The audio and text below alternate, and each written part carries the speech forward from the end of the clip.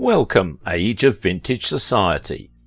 Long before Clint Eastwood took up resident at Warner Brothers, he's been there for 35 years, Jack Warner himself renamed one of his young contract actors Clint Walker, who flexed his considerable brawn, but only when he had to, as a gentle giant on Cheyenne, the landmark 1950s. How Clint Walker embodied the real Cheyenne in his personal life. Make sure to watch the video until the end and leave your thoughts in the comments. If you are new here, join our wonderful community by subscribing to the Age of Vintage channel.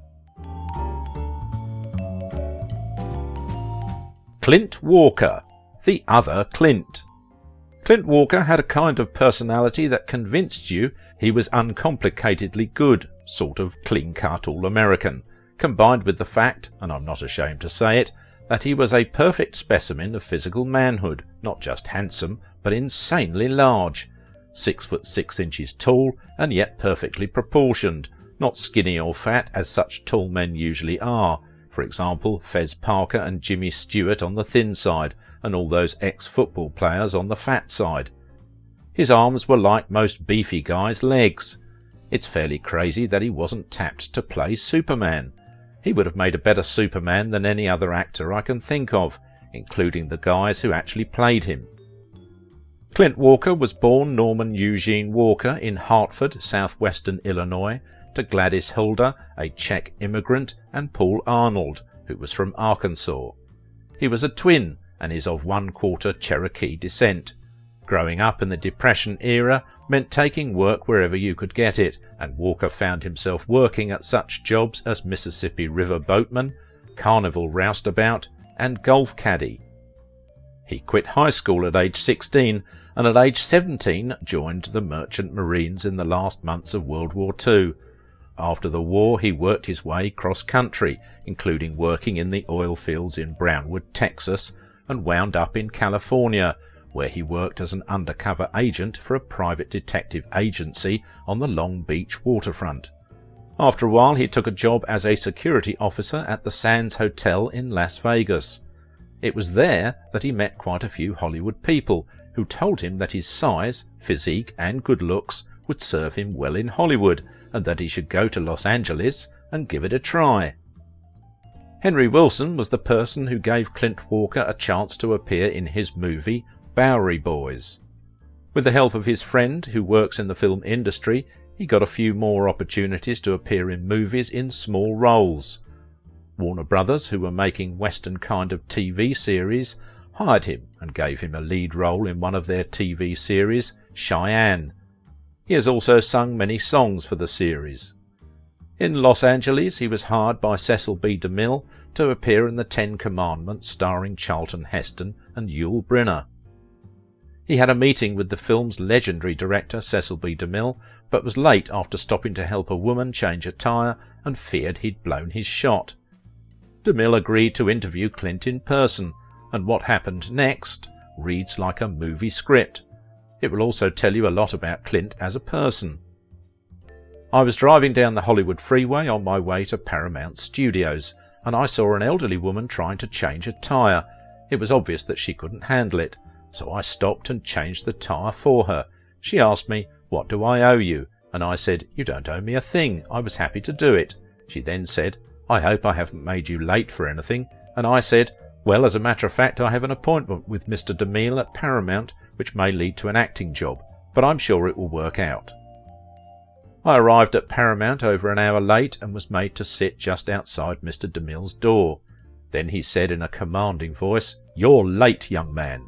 I thought, oh boy, this is probably the beginning and end of my career in Hollywood. I said, "I'm sorry, sir, but I stopped to help someone on the freeway." DeMille smiled and said, "Yes, I know all about that. That was my secretary that you helped."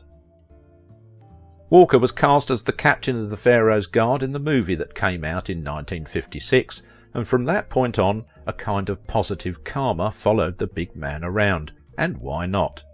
Who else do you know would risk their career and a much-needed paycheck by stopping to help a stranger? Cheyenne Bodie would, and so would his alter ego.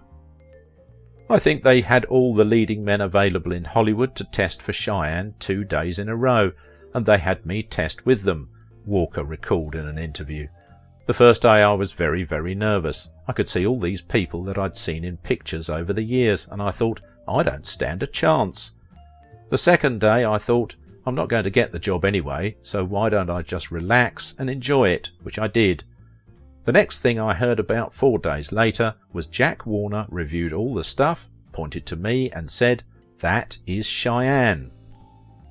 In 1955, the prime television landscape was replete with comedies, variety shows and live studio plays. But ABC and Warner Brothers changed all that with Cheyenne, the first weekly hour-long filmed TV drama. Cheyenne was the story of a loner, Cheyenne Bodie, who roamed the West, helping those in need. The man they chose to star in this groundbreaking show was a 6 6" broad-shouldered embodiment of the character he would portray. Walker did not take his shirt off every episode. A myth that generally follows the show is that Cheyenne becomes bare-chested at some point in each episode. The truth is that he only takes his shirt off in 25 out of the 108 episodes of the series. Sorry, ladies. With a chiselled 6 6", 250-pound physique that showed off a 48-inch chest and a 32-inch waist, the rugged, blue-eyed Walker was often hired for westerns and action work. He was tough and lucky off the screen as well. He survived a 1971 skiing accident at Mammoth Mountain in California, in which his heart was punctured by a ski pole and he was pronounced dead. They rushed me to a hospital where 2 doctors pronounced me dead, he recalled in 1987. No pulse, no heartbeat, I was clinically dead. A 3rd doctor detected life, and an operation saved him. He would fully recover and go on to live another 47 years. He said regarding his stature, "I'm 6 feet 6 inches tall, and that means adventure roles are best for me."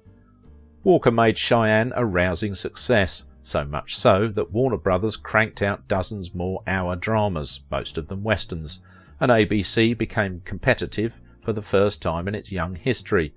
Clint stayed with Cheyenne for 6 seasons, then in 1962 left to make movies. Though he denies it, Clint was a sex symbol throughout much of his career. In his modest manner, Clint said, "Well, everybody admires someone who takes care of himself." In fact, Clint was a fitness fanatic, and even designed his own exercise machines, which were marketed and sold by Fabrege at a time when that company operated a sporting goods division.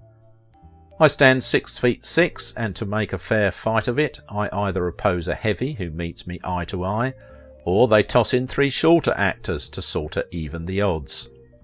However, Walker was dissatisfied with the way Warner's was handling his career. They would let other contract players make films, for example, but he wasn't allowed to, and that triggered a dispute which ended up with him taking a walk from the show. He and Warner's eventually settled their disagreements. When the show ended, Walker began to get supporting parts in features. Walker reminisces about making the classic western that made him a star, for westerns is what Walker was primarily known for. Cheyenne was the first hour-long TV series to last more than a single season, and also the first hour-long TV western. James Garner was originally intended for the title character, but could not be reached, so Walker, whose only previous credit was as a Tarzan knockoff in the Bowery Boys film Jungle Gents, got the role. Cheyenne was just a guy who knocked around the West on his own doing good deeds. The show was so popular it ran for 8 years. It has something going for it. The appeal was Walker.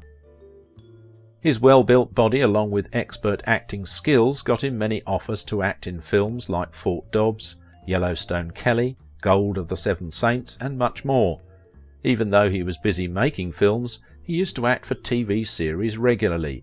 He, along with another author, Kirby Jonas, released a Western novel, Yaqui Gold, after working together for more than 2 years.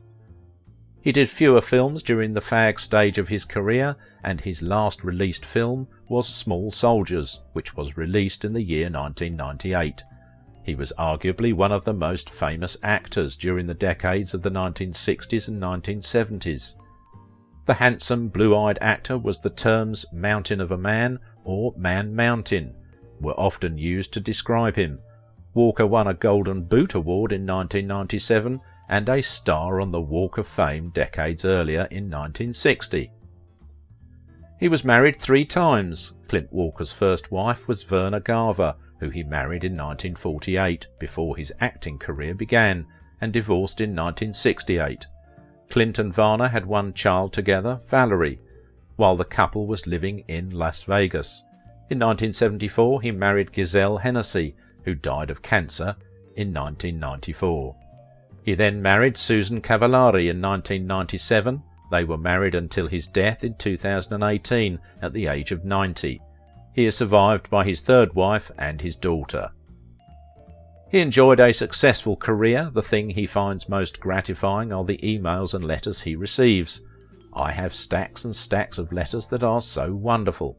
Most of them say things like, "My dad wasn't home much," or "I lost my dad at an early age," or "My folks just went through a divorce." Then they say, "You've become my surrogate father." Others would simply write and say, "I watched Cheyenne, and I wanted to grow up to be just like him." If you liked this video, don't forget to give it a thumbs up, subscribe if you are new here, and if you want to support my work, please visit my Patreon page. Now it is your turn. What do you think about Clint Walker's life and legacy? He was such a wholesome 6 feet 6 inches mountain man.